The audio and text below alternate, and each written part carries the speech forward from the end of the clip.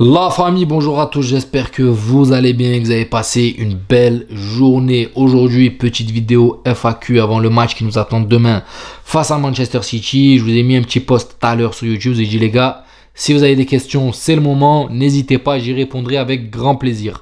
Maintenant, je ne vais pas répondre à toutes les questions les gars, sinon ça va durer 3 plombes. Donc, je vais rentrer directement dans le vif du sujet. Penses-tu que si l'arbitrage est contre le Real, c'est dû au fait qu'ils ont plainté les histoires avec Real Madrid TV, etc. Et penses-tu que le match face à l'Espagnol Barcelone soit vraiment un scandale quand on connaît l'incompétence arbitrale en Liga? Parce que c'est pas la première fois que les arbitres prennent des décisions pareilles avec d'autres équipes et pourtant on parle de corruption Liga contre le Real. Est-ce que tu es d'accord avec ces termes? Bon écoute frérot, je vais te répondre en essayant d'être le plus objectif possible. Clairement, je pense pas qu'il y ait de corruption Liga contre le Real ou quoi que ce soit. Je pense plutôt qu'il y ait vraiment une incompétence des arbitres. D'ailleurs, tu l'as cité dans ta question et je pense que le vrai problème, il est là. C'est que les arbitres sont nuls en Liga. Clairement, je pense pas que c'est orienté pour favoriser une équipe ou une autre. Parce que tout le monde a été lésé. Le Real a été lésé, le Real a été favorisé, le Barça a été lésé. Quand tu regardes le match d'hier, ils ont été aussi favorisés. Tu vois, donc c'est des fois ça tourne en ta faveur, l'incompétence de l'arbitrage tourne en ta faveur, des fois il tourne contre toi et on n'est pas les seuls. Hein. Quand tu regardes, une fois que le Real Madrid a emboîté le pas et c'est plein, bah t'as les petits qui se sont réveillés parce que les Ganes, la Real Sociedad et il y en a d'autres, hein, là ils ont porté plainte pareil contre l'arbitrage en Liga. Donc tu vois que c'est un problème de fond qui touche beaucoup d'équipes, qui touche pas que le Real et le Barça, mais ça va parler de corruption Liga contre le Real. Pourquoi? Parce que tout simplement le Real est un grand, le Barça est un grand et tu vas pas parler de corruption Liga contre les Ganes ou Liga contre le Real Sociedad. Pourquoi? Parce que ça ne fait pas parler et personne va oser en parler. C'est pour ça que ces petites équipes, elles attendent qu'il y ait un grand qui emboîte le pas. Donc, personnellement, je ne pense pas qu'il y ait des dessous de table ou de corruption. Après, je sais pas, les gars, j'ai pas la science infuse. Mais je pense qu'il y a une vraie incompétence des arbitres. Et ça date pas d'hier. Hein. Quand tu regardes la saison dernière, c'était pareil. Des fois, tu es lésé. Des fois, voilà, quand c'est à ton avantage, tu vas moins le voir. Mais quand c'est en ta défaveur, ben là, c'est sûr que ça va faire scandale comme sur le dernier match contre Osasuna. Donc, on continue les gars, j'espère que j'aurai répondu à ta question. Il y a beaucoup de questions sur l'arbitrage. Hein. Selon vous, Ilias, peut-on gagner la Liga actuellement? Alors, les gars, honnêtement, hein, je vais être honnête avec vous, on peut tout gagner. Là, tant que tu es en lice, tant que c'est pas perdu, tant que bien sûr le classement il est très serré, mais tant que tu es toujours en jeu, tu peux gagner bien sûr. Maintenant, si tu dois comparer bien sûr le Barça au Real, le niveau de forme à l'heure actuelle, le Barça part avec un très gros avantage. Maintenant, tu as des fois où le Barça fait très vite des faux pas. Il peut enchaîner 3-4 matchs où il prend qu'un point, où il n'en prend pas du tout. Et on l'a vu. On l'a vu, à un moment, tu avais un Barça qui était monstrueux. Et d'un seul coup, gros, l'hécatombe où ils enchaînent des matchs nuls, ils enchaînent des défaites. Tu te dis, ah ouais, qu'est-ce qui leur arrive, frère? C'est des erreurs professionnelles. Donc, c'est pour ça que, bien sûr, on est encore en lice, que ce soit en Liga ou en Ligue des Champions. Tant que le coup de sifflet final n'est pas sifflé, on est encore là, tout simplement. Donc, pour répondre à ta question, bien sûr qu'on a encore des chances de gagner cette Liga. Et j'y crois fortement, les gars. Parce qu'un faux pas est vite arrivé. Comme ça soit pour nous, comme ça peut arriver pour nous, bien sûr, comme ça peut arriver pour le Barça. À ton avis, qui fera un faux pas en premier entre le Real et le Barça? Alors là, pour répondre en toute objectivité, je pense qu'il y a de fortes chances que ce soit nous qui le faisons. Parce que le Barça, ils ont des armes sur le banc. Ils ont des armes sur le banc et ils ont un coach qui sait faire cette rotation sur le banc. Nous, notre coach, il est un peu têtu, les gars. Certes, c'est un très grand monsieur. Ancelotti a fait des choses formidables, faut pas le négliger, même si des fois, on est un petit peu énervé parce qu'on ne le comprend pas. Mais lui-même se comprend. Et c'est vrai que des fois, on n'arrive pas à comprendre sa rotation. On n'arrive pas à comprendre comment il gère cet effectif, comment il gère sa rotation. Sachant que quand tu vois Flick en face, tout le monde travaille, tu vois. Tout le monde participe. Tu peux avoir un jeune qui vient, qui grille la place à un grand. Il suffit qu'il soit bon sur 2-3 matchs. Ben le jeune, il est là, il reste. Toi, même si ton jeune te fait un match de narvalo, frère, Ancelotti va le sortir au prochain match et tu comprends pas pourquoi. Au lieu de lui laisser sa chance et d'acquérir de la confiance et de prendre en maturité sur des matchs à pression, Non, Ancelotti va le sortir pour remettre ses cadres. En fait, lui, il a le... Voilà, la hiérarchie doit être respectée. T'as les anciens, Modric, personne parle avec lui. Vinicius, son côté, personne le touche. Mbappé, personne le touche. C'est comme ça que ça fonctionne Ancelotti. Et il a ses petites victimes, tu vois. Moi, j'aime pas quand tu vois un Brahim qui fait un bon match, tu le sors. Un Rodrigo qui est exceptionnel, tu le sors. Tout ça, pourquoi? Pour ne pas toucher à tes... Voilà, Bellingham. On les connaît, ces noms. Bellingham, Vinicius et Mbappé, ils sont intouchables. Qu'ils fassent un bon ou un mauvais match, ils sont intouchables. Moi, ça, de temps en temps, ça a tendance à m'énerver. Alors que quand tu regardes en face, Flick, si t'as Lewandowski, frère, qui te fait un mauvais match, il va le sortir. Il va le sortir, que ce soit à la 50e ou la 60e, il le sortira pour mettre un Ferran Torres. Il lui donne sa chance. Alors que quand tu vois la saison dernière de Ferran Torres, frère, c'est catastrophique. Hein, le coup de Stan, il a fait que l'appeler Torres parce qu'il a été tocaresque, tu vois. Et pourtant, ça n'a pas empêché Flick cette saison de se servir de lui comme joker, tu vois. Il donne confiance à ces jeunes. Nous, pour te sortir un jeune, frère, il faut que Militao, ligament croisé, Carvajal, ligament croisé, Alaba, ligament croisé. Il faut qu'il n'y ait que des ligaments croisés pour pouvoir voir une petite étoile comme Raúl Asensio nous montrer qu'il peut avoir voilà, les épaules pour jouer dans une équipe titulaire au Real Madrid. Frère, si on n'a pas tout le monde qui fait des ligaments croisés, tu le vois pas sur Raúl Asensio, les gars. C'est ça qui est malheureux avec Carlo Ancelotti.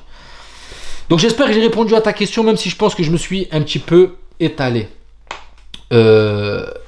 Salut Ilias, dans un top 3 club de tous les temps, tu penses que Barcelone est au-dessus du Bayern de Munich? Franchement, c'est serré.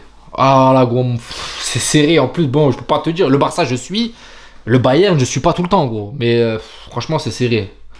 On peut être un champion une fois, mais rester champion est plus difficile. On ne peut pas tout gagner tout le temps, ou bien. Je suis tout à fait d'accord avec toi, mais chaque saison est individuelle. Tu peux avoir gagné la saison dernière en ayant tout raflé. Là, cette saison, bah, c'est une nouvelle saison. Tu peux encore continuer à le rafler. Et on l'a fait pendant 3 saisons avec Zidane. C'est pas pour autant que, voilà, on a saison après saison, c'est certes plus dur de rester au top, mais on l'a fait. C'est possible, c'est faisable.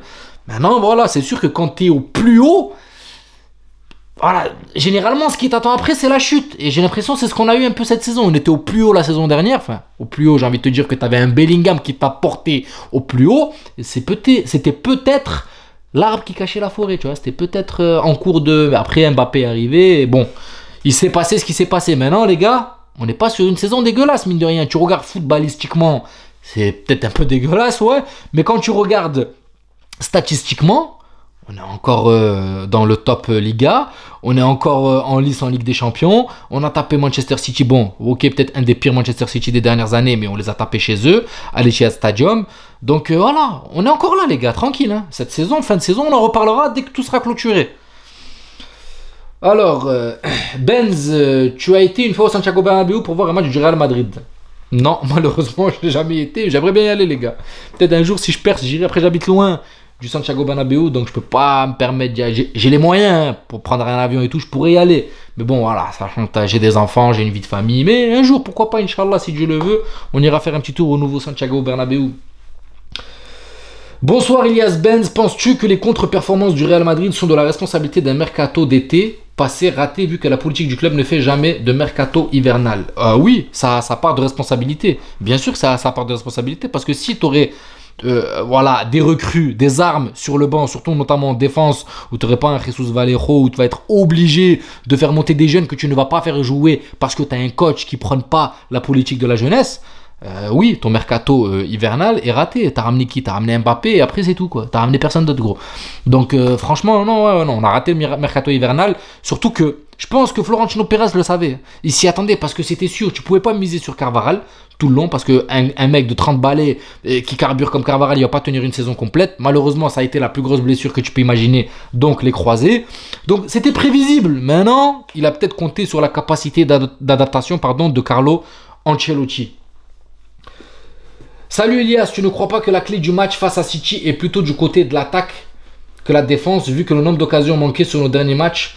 Franchement, la clé du match contre City, l'attaque c'est obligé, ça fait partie d'une des clés. T'as pas qu'une seule clé, mais l'attaque fait partie d'une des clés. La défense, tu peux pas trop compter sur cette défense qui est, honnêtement, ces derniers temps, pas au top niveau, même si bon, tu as cette petite lumière qui est Raúl Asensio qui te solidifie un peu tout ça.